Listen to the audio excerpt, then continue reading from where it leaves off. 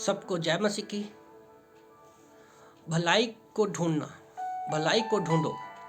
प्रभु का वचन कहता है आमोस की किताब अध्याय 5 वचन 14 में, हे लोगों बुराई को नहीं भलाई को ढूंढो ताकि तुम जीवित रहो और तुम्हारा ये कहना सच ठहरे, सेनाओं का परमेश्वर यहोवा तुम्हारे संग है। क्योंकि यीशु मसीह धरती पर क्यों आया? वो बुराई को छोड़ वो भलाई को ढूंढने आया। भलाई क्या थी? कि परमेश्वर की रचना जो आदम है, इंसान को परमेश्वर ने रचा है, वो नरक में ना जा सके। तो अपने बेटे को परमेश्वर ने भेजा भलाई को ढूंढने के लिए। और धरती पर भी जब यीशु मसीह रहा तो कभी भी उसने लोगों का बुरा नहीं चाहा। उसके पीछे हजारों की भीड़ चलने का मतलब क्या था? क्योंकि वो लोगों की भलाई करता था। लूका 9:10 ने कहा कि मैं खोई हुई भेड़ों को खोजने के लिए आया हूं। और लूका 15 में वो कहता है कि एक अच्छा चरवाहा जो है वो 99 भेड़ों को छोड़कर एक भेड़ जो खो गई है उसके पीछे गया। क्योंकि वो उसके अंदर भलाई का मन है, भलाई का आत्मा है, इसलिए उसके पीछे गया। हमारे पास 100 चीजें हो, एक गिर जाए तो हम 99 को बचाते, एक को नहीं। तो जैसे लिखा है भजन संहिता 34:14 में, साम्स 34:14 में, बुराई को छोड़ भलाई कर, मेल को ढूंढ और उसी का पीछा कर। तो हमें भलाई को ढूंढना है, ढूंढ कर रुकना नहीं है, उसका हमें पीछा भी करना है। कई बार हम लोग एक झूठी शांति के लिए, झूठी तसल्ली के लिए भलाई कर देते हैं, पर उसमें कंटिन्यू बने नहीं रहते।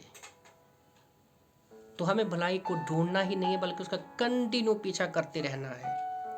जैसे यीशु मसीह कंटिन्यू चलता रहा।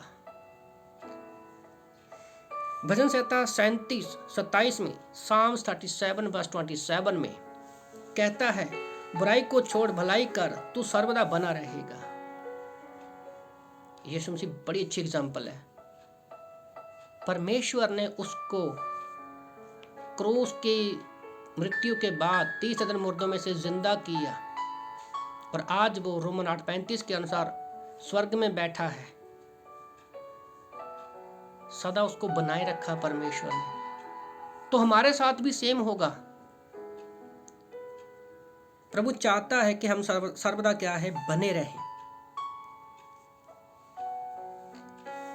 और हबकुक की किताब अध्याय 1 वचन 13 में जब हम पढ़ते हैं, लिखा है हबकुक चैप्टर 1:13 में, तेरी आंखें ऐसी शुद्ध हैं कि तू बुराई को देख ही नहीं सकता और उत्पात को देखकर तू चुप नहीं रह सकता। परमेश्वर इतना पवित्र है, हम तो मन में सोचते हैं, करते भी हैं, कि परमेश्वर ना तो सोचता है ना ही वो बुराई को देख सकता है।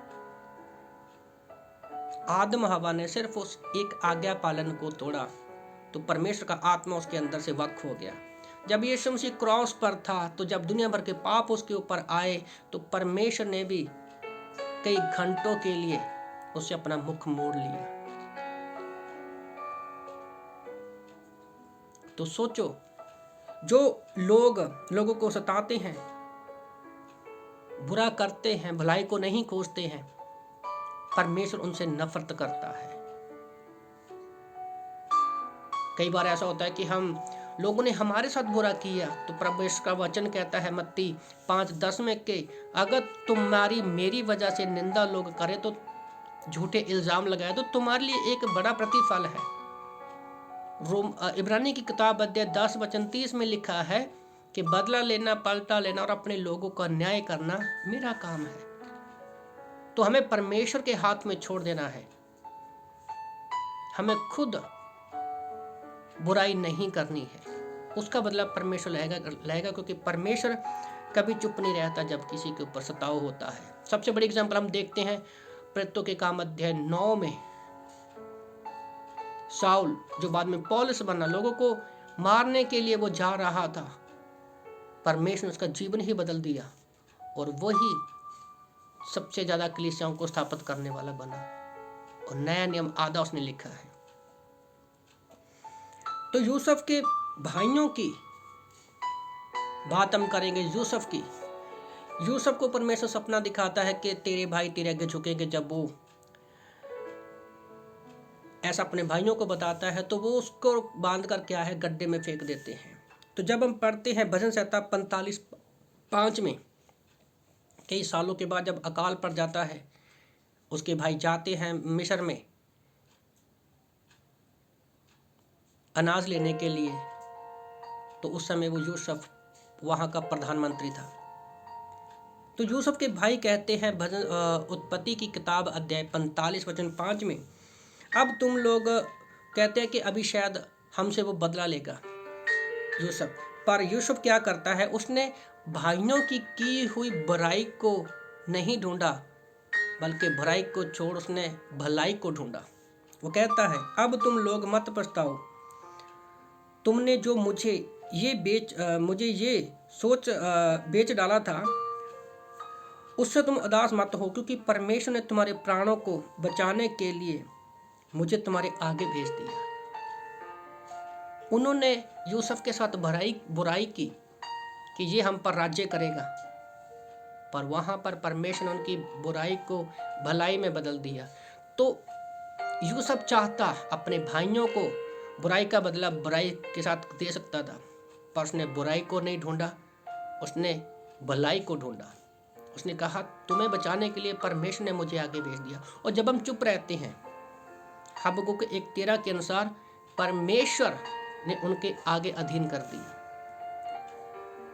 तो उत्पत्ति 45:17 में हम देखते हैं कि वो सारे के सारे लोग जो है कनान देश में आ जाते हैं अपने पूरे परिवार के साथ।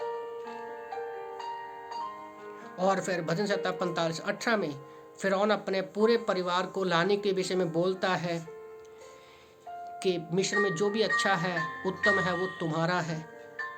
भजन संहिता उत्पत्ति 45:19 में पूरे परिवार को वो बुलाया जाता है।